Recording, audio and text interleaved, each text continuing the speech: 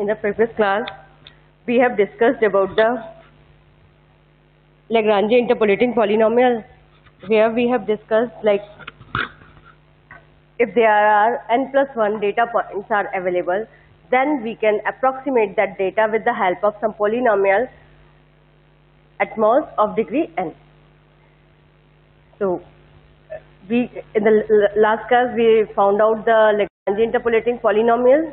The form of the polynomial we got as L0x fx0 plus L1x f of x1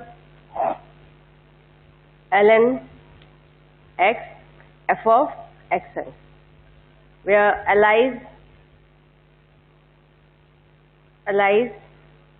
are where I is what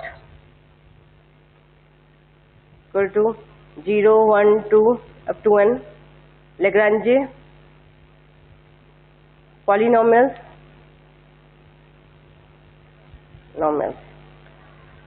Okay. The form of the li is what? X minus x0 x minus x1 up to x minus xi minus 1 into x minus xi plus 1 into x minus xn upon xi minus x0 xi minus x1 and so on, xi minus xi minus 1 xi minus xi plus 1 and so on, xi minus xn. Okay, this is the Lagrange form of interpolating polynomial. This polynomial is formed whenever the data point x0 fx0 x1 fx1 xn fxn, when data points are available, then we form this polynomial. This is called interpolating polynomial.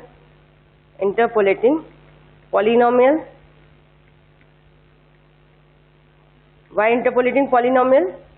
Because Pn xi equivalent to f of xi. That's why it is called interpolating polynomial. Okay, and Lix are what? L0, L1, L2, Ln are called Lagrange polynomials. Okay, so if we are talking about the drawbacks of Lagrange interpolating polynomial, drawback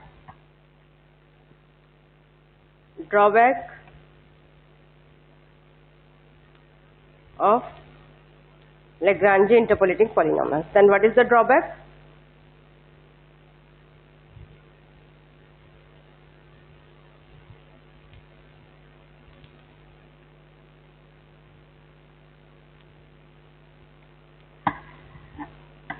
Suppose this data point are available to you x0, x1 up to xn, and the function value at these data point are available f of x1 and f of xn. Then we got Lagrange polynomial. What Lagrange polynomial? Then we got a polynomial from here. There enters data point Pnx.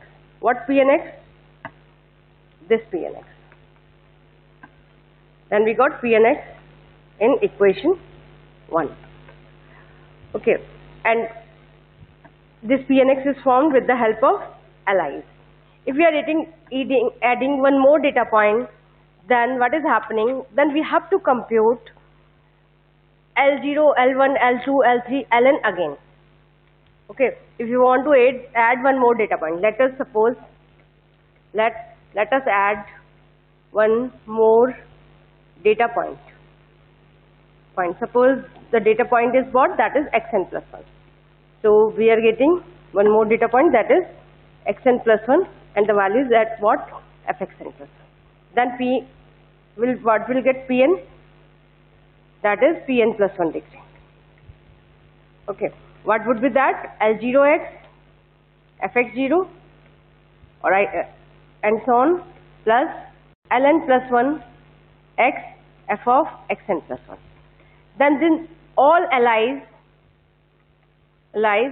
will be changed. will be changed. That means we have to compute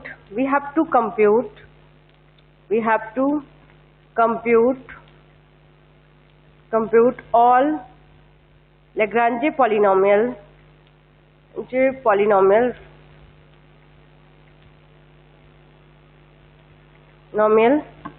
again. That means the computed P and X will be useless. Suppose after computing interpolating polynomial by the Lagrange method, we want to add some more point to our data. Then we have to do all calculation again. Okay. So the previous whatever we computed, that will be useless. So this is the drawback of the Lagrange interpolating polynomial. That's why in this lecture we will discuss another form of the interpolating polynomial. So this is the drawback of Lagrange interpolating polynomial. Next thing is what? Let us talk about the uniqueness of the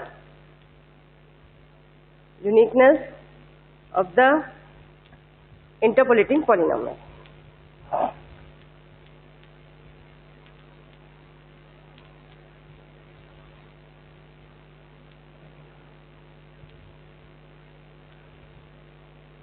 So this is the important thing, uniqueness.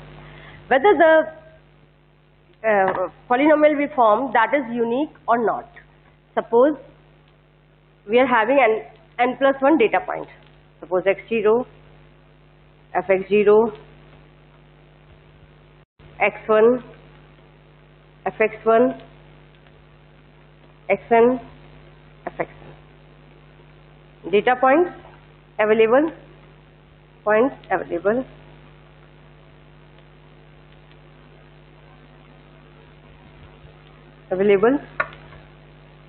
So these are n plus 1 data point, n plus 1 distinct data point available. Then there exists a unique polynomial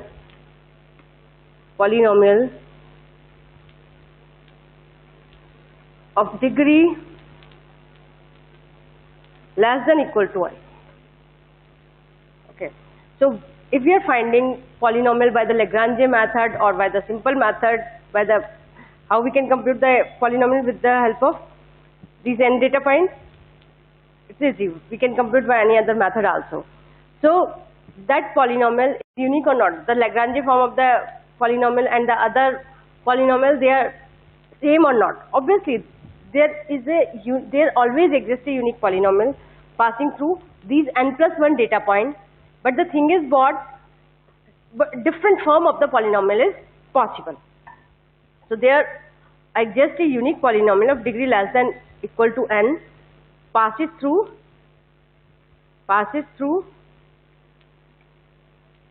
n plus 1 data point.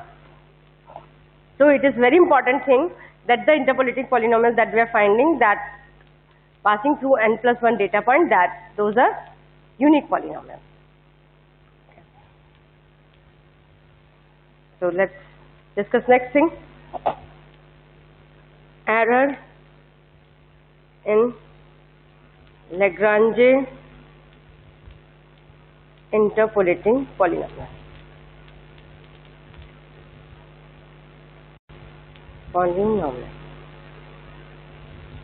So we'll discuss about the error.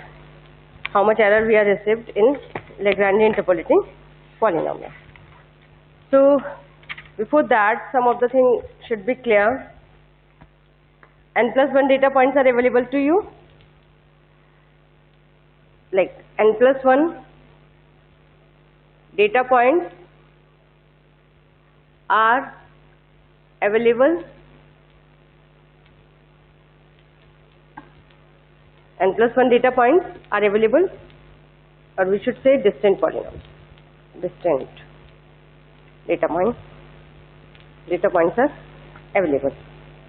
Okay, we don't know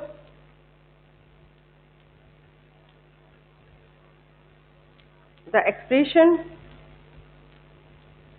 of the function. Obviously, we don't know the expression of the function. If the function is not given, only the data points are given, then we don't know exactly what function is modeling those data points. Okay, so P and X is the polynomial. Polynomial passes through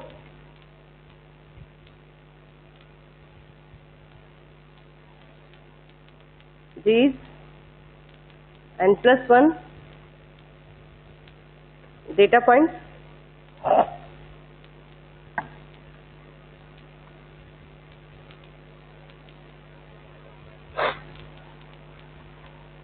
so n+1 data points. So P and X is used to model functions that will interpolate n+1 data points. Okay, so now we'll find out if suppose some function is given to you and we are approximating that function with the help of polynomial, then how much error we will receive? That will be what? Fx minus polynomial.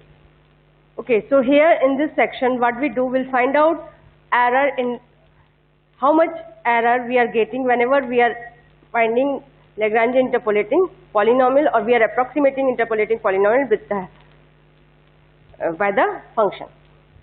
Okay, so in this section what is our aim? Our aim is to find out what is the error between Fx and P and X, even Fx is not known in explicit form. It is given only in data form. So we are interested to compute Fx minus P and X if we are having n+1 data. Okay, so this is the thing that we have to compute.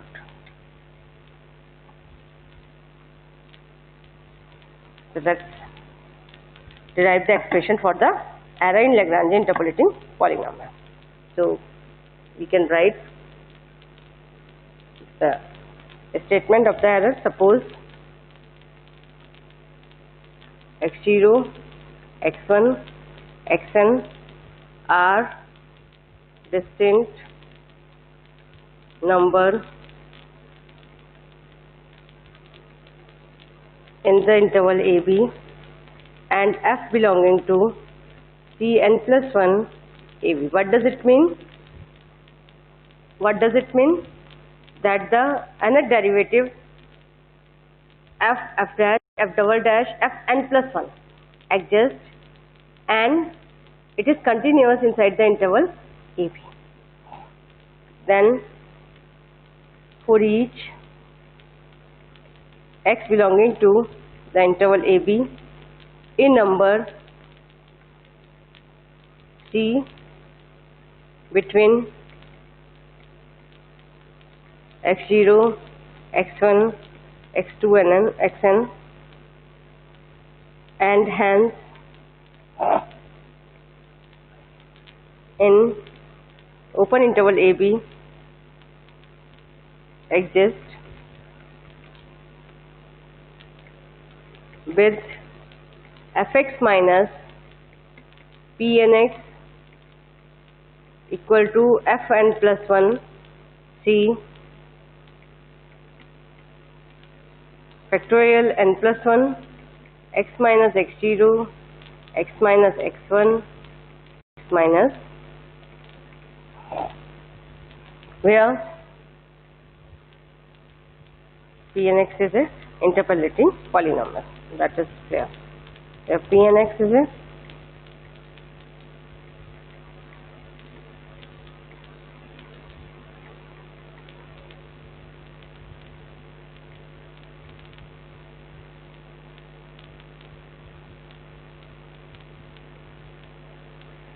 Now, I think the statement is clear. N plus 1 data points are available to you, and the function f, what is that function? That is interpolating these functions, these values x0, x1, x2, xn. Okay. So function is belonging to AB, and it is n plus 1 time continuous and differentiable for all values inside the interval AB. Then there exists a number C different from x0, x1, xn, and this C is lying between these points. Okay, or we can say C is lying inside the open interval AB, but that C is different from the given data points. Then the error between polynomial and the function is equivalent to n plus 1 derivative of the function upon factor n plus 1 into x minus x0, x minus x1, x minus xn. Now, let's do the proof. Proof is very simple. Px is an interpolating polynomial, then p of xn, or I should write p of xi will be what? F of xi. Why? Since Px is an interpolating polynomial. Interpolating polynomial, that's why p of x0, x1, x2, xn equal to f of x0, x1, x2, xn by the property of the interpolating polynomial. Y equal to 0, 1, 2 up to n. So let us suppose that C belonging to interval, it is given already. If x is some point different from xi, then for all I equal to 0, 1, 2 up to n, define a function g.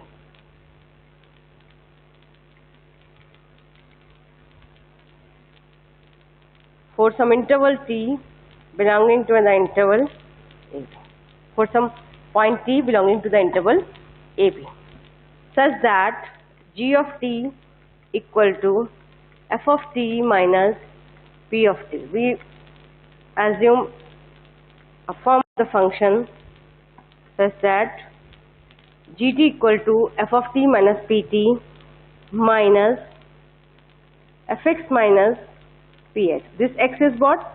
That is different from given data points, such that t minus x0, t minus x1, t minus xn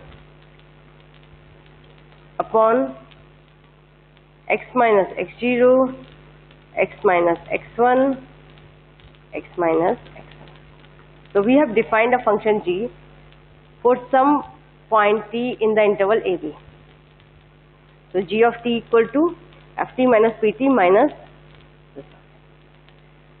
this t is what? That is any point inside the interval AB. So if t is equal to xi, before that one more thing, just keep in mind that since it is given to you, since f n plus 1, f is belonging to C n plus 1 AB, that means f is f, f dash, f double dash, f n plus 1 exists and continuous inside the interval AB.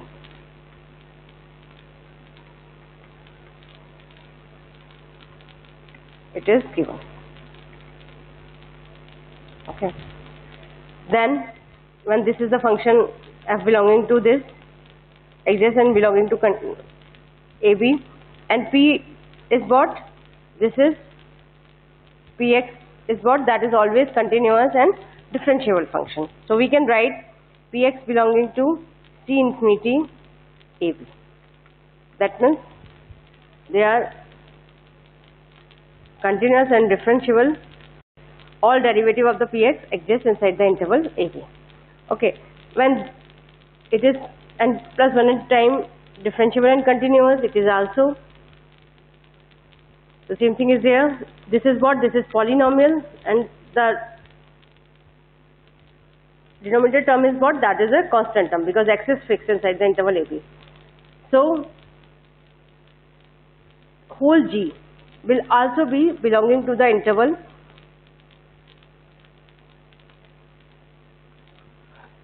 so g will also be a n plus 1 time continuous and differentiable.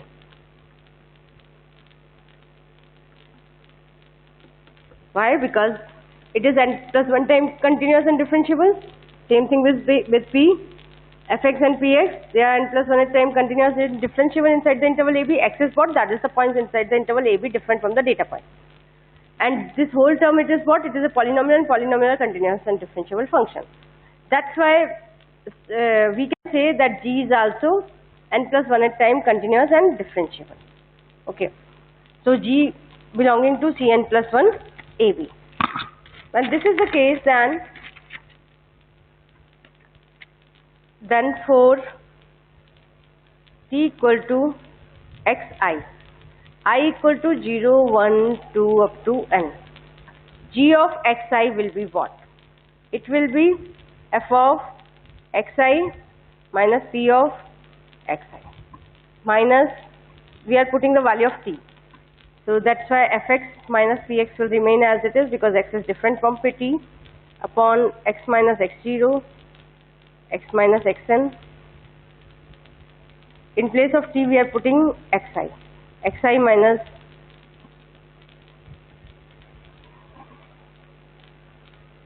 x0, xi minus xn. If we are taking xi as x0, then first term will be 0. When xi is equal to x1, x1 minus x0, the whole expression will be 0. So the whole expression will be 0 in this case. This whole expression equal to 0 for these values. Okay. So this whole expression is 0. What about this fxi minus pxi? So I told you in the very first slide that pxi equal to fxi for all these values. So we are taking here t equal to xi, I equal to 0, 1 to n. So this is coming out to be 0. What does it imply? That g of xi equal to 0 for I equal to 0, 1, 2 up to n. Okay. So g is 0. G is 0 at n plus 1 data points, because it is start from 0. Okay. Now let us take one more point, x. Now compute the value of g at x. T equal to x will put into the expression. So just put t equal to x into this expression. So what we are getting? We are getting f of x minus px. This fx minus px is fixed. Then x minus x0, x minus x1, t equal to x we are putting, that's why x minus xn upon x minus x0, x minus xn. This whole thing that cancels. You are getting here what? fx minus px minus fx minus px. So g of x is coming out to be 0. So g is 0 at x0, x1 up to xn and x point. So g is 0 at these points. So this implies that g is 0 at n plus 2 points, and g belonging to C n plus 1 AB. So we'll use these two things. Before that, one more thing I want to write here: generalized Rolle's theorem. Right.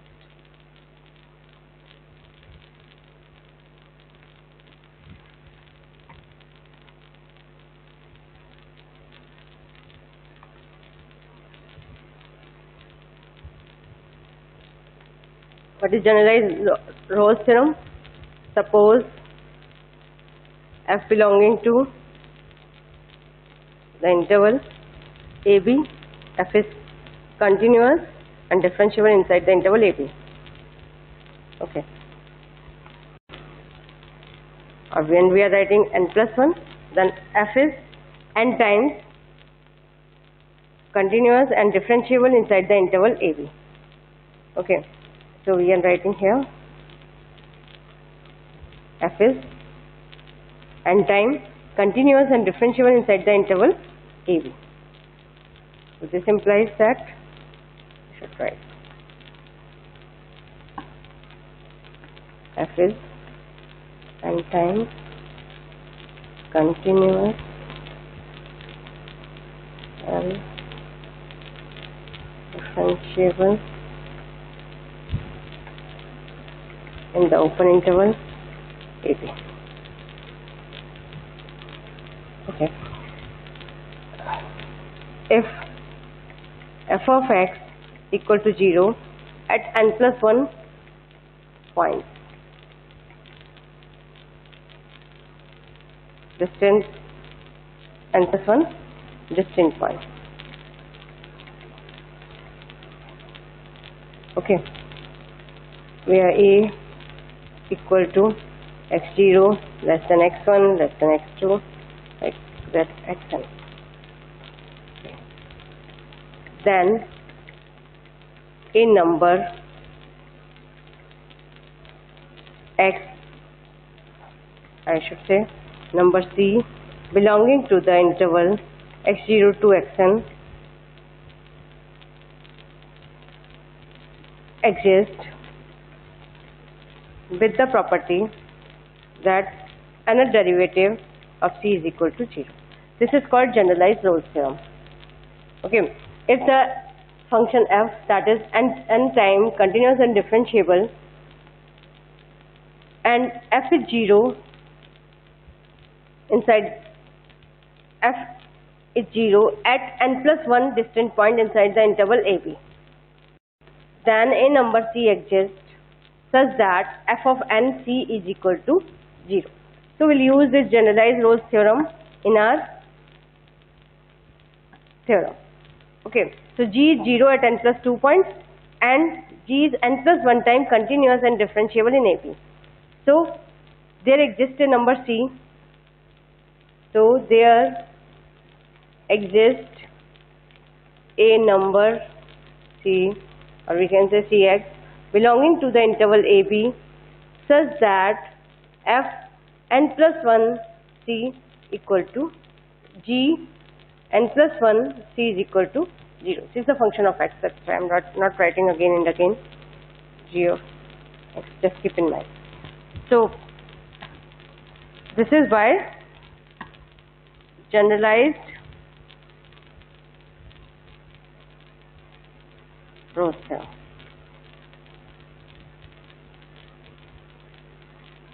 Okay, so g n plus 1 c equal to 0. So just go back to g. What is this g? Differentiated in n plus 1 times. So what is the differentiation of this function? G n plus 1 c, and t will put as t, f n plus 1 c minus p n plus 1 c, minus fx minus px is what? That is a constant because g is a function of t only. So we'll differentiate this. So let's write it here. So g n plus 1 c equal to 0 equal to f n plus 1 c minus p n plus 1 c minus fx minus px upon x minus x0, x minus x1, x minus xn, d over dt n plus 1 t minus x0, t minus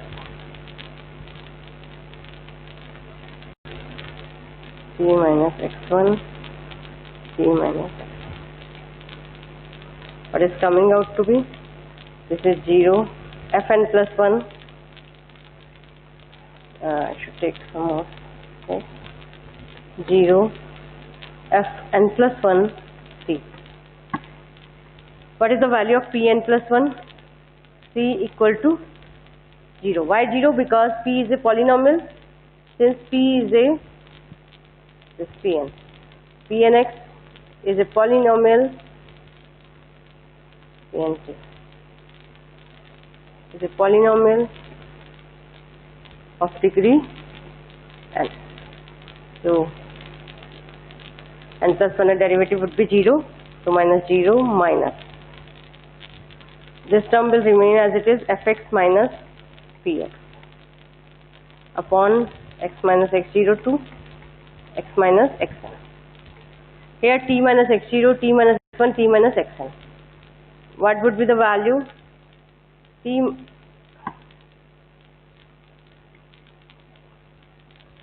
minus x0, t minus xn, x1, t minus xn will be what? This will be Tn plus 1 plus some constant Tn and so on. Some constant. So it is a n plus 1 degree polynomial. When we'll differentiate this expression, so differentiate dn plus 1, dtn plus 1, tn plus 1 plus some constant tn and so on. What is coming out to be?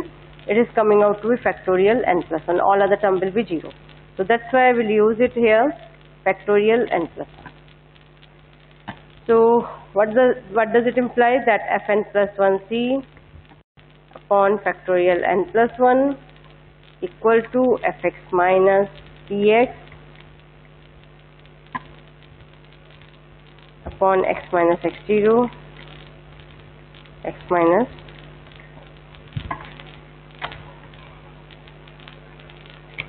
So fx minus px, this is what? This is nothing, only the error, is equal to fn plus 1c upon factorial n plus 1, x minus x0, x minus x1 up to x minus x1. This is the error formula.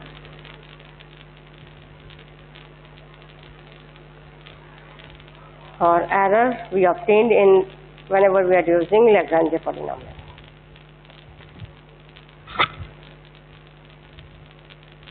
Okay. Next is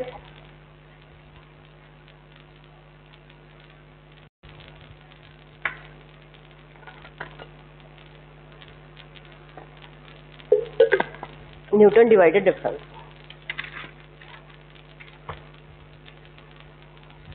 Next is Newton's form of interpolating polynomial.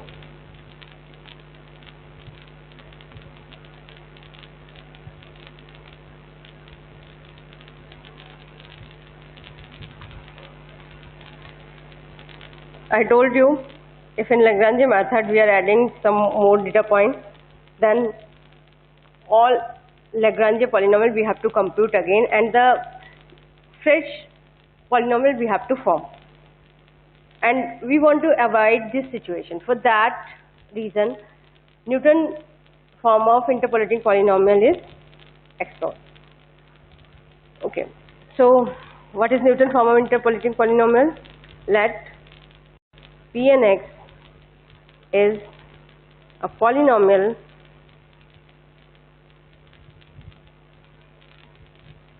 you can say Lagrange polynomial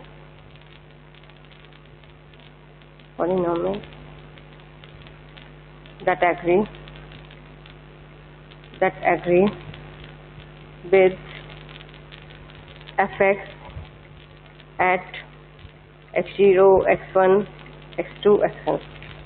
Although I told you, although it is a unique polynomial,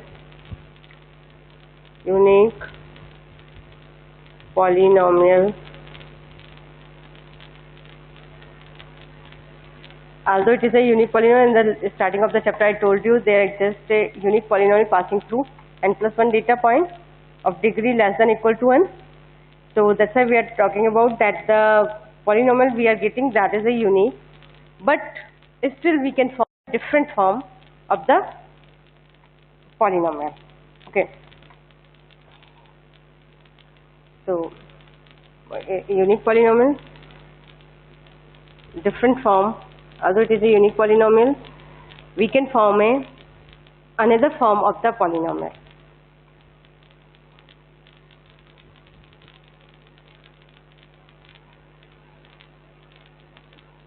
Another form of this polynomial can be formed.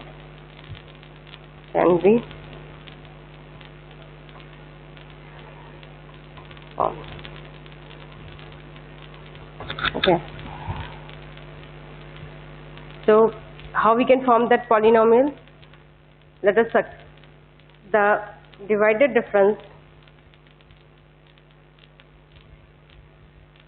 The divided difference of f with respect to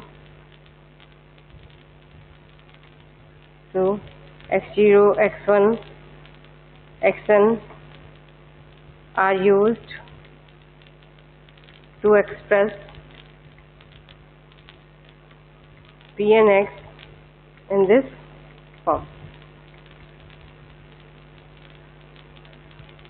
Like p and x equal to a0 plus a1 x minus x0 plus an, I should write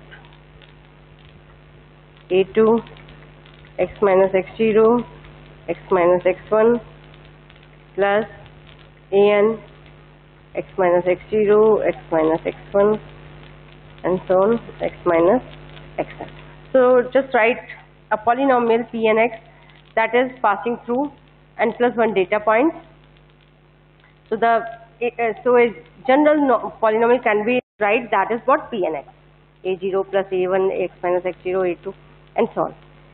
Okay, so our aim is what? To compute the value of a0 a1 a2, the same thing we have done in Lagrange polynomials. Okay, so here we are finding a different form of the polynomial, so let's discuss it, how to compute at x equal to x0. So Pn x0 will be what? Pn x0 will be what? All these terms will be 0.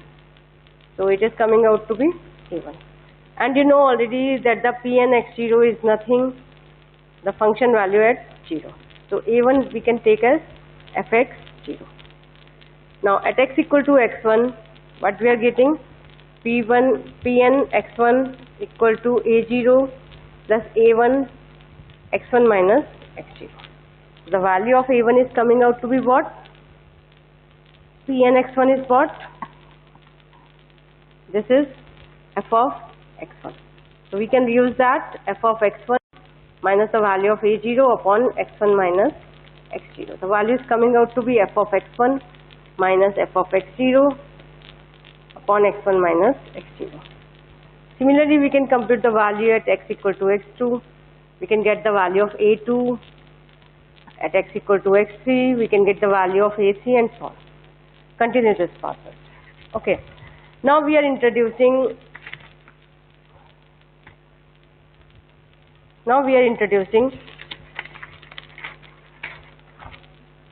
divided difference. Like you compute the value of a0 as fx0. We can write this function as in x0 in square bracket. This is called 0th order divided difference. We compute the value of a1 as f of x1 minus f of x0 upon x1 minus x0. That can be written as f of x0 x1. This is called first order divided difference.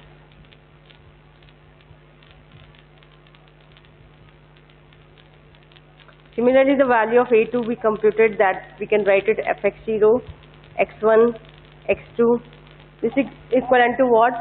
F of x1 x2 minus f of x0 x1 upon x2 minus x0.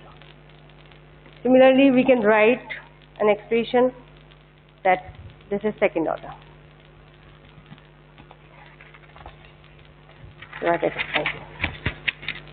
Similarly, we can write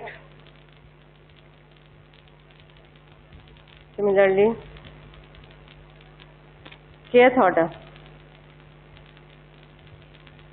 divided difference we can call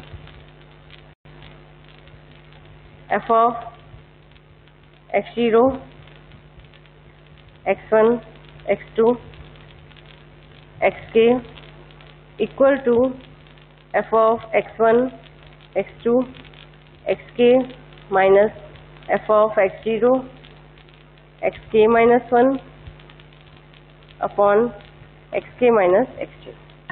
This is the kth order divided difference, and so on. This is the value of ak. Now putting all these values into the polynomial, what we are getting? We are getting p and x as f of x0, the value of a0, plus the value of a1, f of x0, x1,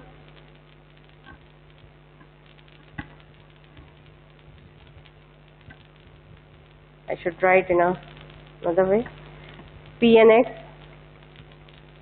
equal to f of x0 plus value of a1, f of x0, x1, x minus x0 plus f of x0, x1, x2, x minus x0, x minus x1, and so on, plus f of x0 to xn, x minus x0, x minus xn minus 1. This is xn, this is xn minus 1. When it is x1, this is x0. So keep in mind, so this is what this is called Lagrange form of, this is called Newton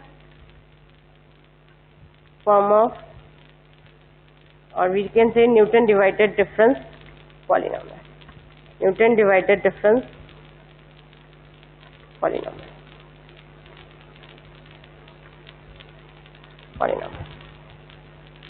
Okay, so